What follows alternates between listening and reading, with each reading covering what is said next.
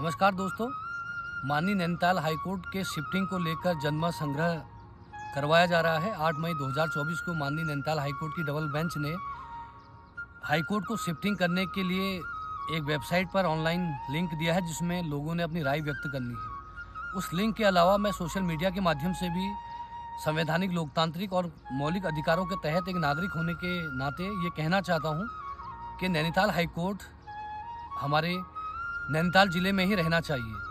हमारे कुछ वरिष्ठ सम्मानित जो माननीय हाईकोर्ट के जजेस हैं और कई जो अधिवक्ता हैं, उनकी ये एक बात रही है कि यहाँ पर हेल्थ फैसिलिटीज़, एजुकेशन फैसिलिटीज़ नहीं है और भी कई ऐसी दलीलें दी गई हैं जिसके कारण भी और पर्यटन नगरी नैनीताल होने के कारण भी हाईकोर्ट को शिफ्ट किया जाना है। उसका हम स्वागत करते हैं। लेकिन उत्तराखंड के माननीय मुख्यमंत्री धामी सरकार जी के कैबिनेट में पास हुआ था कि नैनीताल हाईकोर्ट गौलापार में शिफ्ट होगा। गौलापार की उस भूमि पर 6 एकड़ में लगभग वन भूमि आ रही है और 20 एकड़ में ऐसा माना जा रहा है कि कोई अभी दिक्कत नहीं है या वन मिनिस्ट्री उत्तराखंड ने उस पर क्लियरेंस की तैयारी कर ली है, अंतिम चरण में है या वो काम हो चुका है। हम एक आम नागरिक हैं, हमें इतना पता नहीं है, लेकिन हम ये चाहते हैं कि नैनीताल हाईकोर्ट नैनीताल ज़िले में ही रहे, गौलापार में बने। जब उत्तराखंड में सड़कों के निर्माण के लिए, बड़े बड़े प्रोजेक्ट के निर्माण के लिए, यहाँ तक कि गढ़वाल में रेल कनेक्टिविटी के लिए कई हजारों पेड़ों को काट दिया गया विकास के नाम पर, तो क्या गौलापार में जो ज़मीन है, क्या उस पर हाईकोर्ट के निर्माण के लिए वन भूमि थोड़ा बहुत नुकसान हम नहीं झेल सकते हैं? अगर पहाड़ों से, उत्तराखंड से अगर सारे संस्थान शहरों की तरफ चले जाएंगे तो पहाड़ कहाँ बच के रह जाएगा?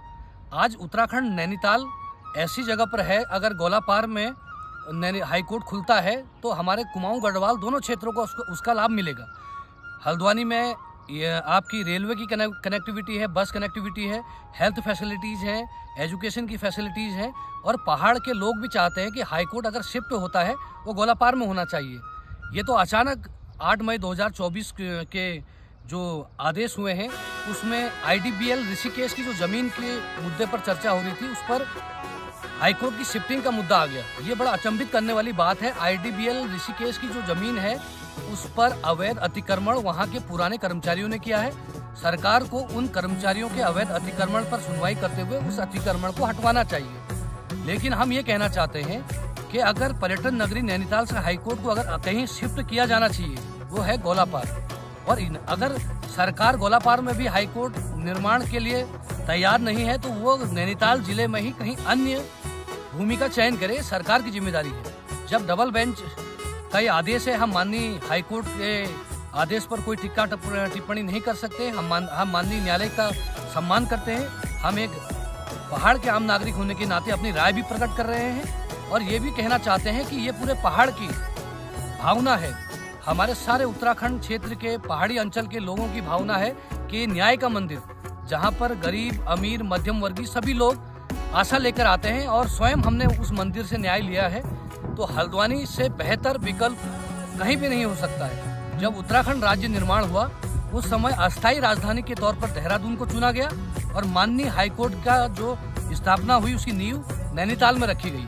हाँ, हम ये मानते हैं कि नैनीताल में पर्यटन के दृष्टि से और वहाँ के शहर के शहरीकरण के दृष्टि से और दूसरे एंगल से हम मानते हैं कि उसकी नैनीताल हाईकोर्ट की शिफ्टिंग होना अनिवार्य है। लेकिन जब सरकार डबल बेंच में ये प्रस्ताव पारित कर लेती है कि हाईकोर्ट गौलापार में बनेगा, तो सरकार की मंशा क्या है? अभी तक उत्तराखंड के माननीय मुख्यमंत्री जी का, सरकार का, कोई बड़े जनप्रतिनिधि का कोई बयान इस पर नहीं आया है, जो दुर्भाग्यपूर्ण है। जब आप अपने डबल बेंच, जब सरकार अपने कैबिनेट में इस प्रस्ताव को पारित कर लेती है कि गौलापार की 26 एकड़ जमीन में हाईकोर्ट बनेगा, उसके बाद भी जो तकनीकी खामियां आती हैं उस पर भी ये क्लियरेंस हुआ कि 20 एकड़ में हाईकोर्ट बनेगा, तो कहाँ दिक्कत आती है? हमें इस उत्तराखंड को बचाने के लिए, पहाड़ को बचाने के लिए अपने संस्थानों को भी बचाना होगा। हल्द्वानी एक ऐसा शहर है जहाँ पर सारी फैसिलिटीज है और गौलापार से उपयुक्त जगह कहीं नहीं है। और उसके बावजूद भी अगर सरकार, माननीय हाईकोर्ट आम जन की राय को लेकर कोई निर्णय लेती है, तो मैं यही अपील करूंगा पहाड़ वासियों से, आप सब हाईकोर्ट के ऑनलाइन पोर्टल पर अपनी राय प्रकट करें और माननीय सरकार से भी अपील करें कि हाईकोर्ट का निर्माण गौलापार में हो। और जहां तक वन भूमि की बात आ रही है, ये उत्तराखंड वनों से आच्छादित प्रदेश है। 75% से ऊपर इस प्रदेश में वन है। उसके बावजूद यहाँ पर बड़े बड़े टनल बन रहे हैं, बड़े बड़े औद्योगिक क्षेत्र में विकास हो रहे हैं, बड़े बड़े झील यहाँ पर बन रही है। टिहरी झील को देख लीजिए, टिहरी झील का निर्माण हुआ है और आज बड़े बड़े नेशनल हाईवेज बन रही हैं और आपके ऑल वेदर रोड बन रही हैं, बड़े बड़े विकास के कार्य हो रहे हैं। तो उनमें भी वनों का कटान हो रहा है। लेकिन हमारे पास एक विकल्प भी है कि जितने वृक्ष कटते हैं हम उतने ही वृक्षारोपण दूसरे क्षेत्र में करेंगे। और एक सूचना हमें यह भी मिली है कि गोलापार में जो 20 एकड़ की जमीन है वहां पर वृक्षों की स्थिति यह है कि अभी वो छोटे वृक्ष हैं। अगर वन क्लियरेंस के बाद उन वृक्षों का कटाव होता है तो उसके जो हमारे पास विकल्प है कि हम उतना वृक्षारोपण दूसरे क्षेत्रों में करें। उत्तराखंड में कोई इतनी भूमि है कि हम कहीं भी वृक्षारोपण कर सकते हैं। दूसरा, मैं धन्यवाद देना चाहता हूं बार काउंसिल ऑफ नैनीताल, हमारे वरिष्ठ कई अधिवक्तागण उस आदेश के खिलाफ तो मैं नहीं कहूंगा, लेकिन उसको चुनौती देने के लिए माननीय सुप्रीम कोर्ट की शरण में भी जा रहे हैं। ये केवल न्यायपालिका का मंदिर नहीं, हमारे आस्था का भी केंद्र है। और पहाड़ी अंचल के लोग ये चाहते हैं कि हाईकोर्ट नैनीताल में बने, तो मेरी ये राय थी। मैं माननीय न्यायालय का आदेश का पालन करता हूँ। एक आम नागरिक होने के नाते अपने संवैधानिक मौलिक लोकतांत्रिक अधिकारों के तहत इस बात को रख रहा हूँ। और मैं सभी से अपील करूंगा कि आप ऑनलाइन पोर्टल पर भी जाकर अपनी राय प्रकट करें और सभी हमारे जो जनप्रतिनिधि हैं, सरकार भी इस पर अपना रुख स्पष्ट करे। बहुत बहुत धन्यवाद।